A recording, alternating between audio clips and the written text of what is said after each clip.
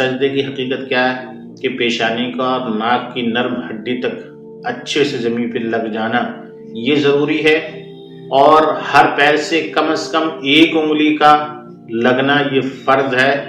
لگنے کی حالت کیا ہے کہ انگلی کا پیڑ جو ہو اچھے سے زمین سے ٹچ ہو جائے اور قبلہ رخ ہو جائے۔ تو بعض حضرات جو پیر کی انگلی صرف ایسے ہی لگا لیتے ہیں، یعنی ان کا سرا لگا لیا اور بعض پیچھے کو نکال دیتے ہیں، یا انگلی صحیح طریقے سے پیٹ کے ساتھ لگ نہیں پاتی ہے، تو ان تمام صورتوں میں ان کی نماز نہیں ہوگی۔ تو ایک انگلی کا دونوں پیر کا لگانا یہ فرض ہے، اور تین انگلیوں کا لگانا واجب ہے۔ اگر کسی کی صرف ایک ہی انگلی لگی تو فرض تو ادا ہو گیا، مطلب یہ کہ نماز کو دوبارہ پڑھنا ضروری ہے۔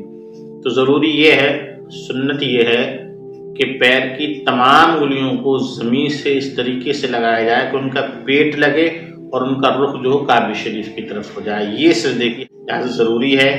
جیسے ہم دنیا کی ہر چیز کو سیکھتے ہیں، جانتے ہیں اور ہم اس کام کو انجام دیتے ہیں، تو اسی طریقے سے نماز بھی جانیے، سیکھیے، یاد کیجیے اور اس کی تعلیم لیجیے، نماز کے ضروری مسائل سیکھیے، یہ بھی نہایت ضروری ہے تاکہ ہم نماز کا حق ادا کر سکیں، نماز کی روحانیت ہمیں حاصل ہو سکے۔ تھی اہم اور ضروری دو چند باتیں تھیں جو میں نے آپ تک پہنچائیں، اور اس دعا میں یاد رکھیے گا۔